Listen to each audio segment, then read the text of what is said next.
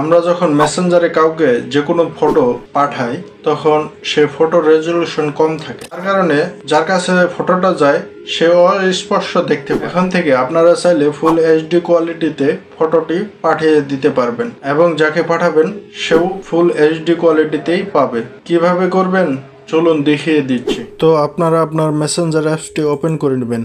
Open করার পরে আপনি যাকে ফটোটি পাঠাতে চাচ্ছেন তার আইডিটি সিলেক্ট করে নেবেন। তো আমি ধরুন যে এই আইডিতে ফটোটি পাঠাবো, তো আপনারা আপনার যে ছবিটি পাঠাতে চাচ্ছেন সেই ছবিটি সিলেক্ট করে দিবেন। সিলেক্ট করার পরে আপনারা যে কাজটি করবেন, এখানে এডিট অপশন দেখতে পাচ্ছেন, এই এডিট অপশনের উপরে একটা ক্লিক করে দিবেন।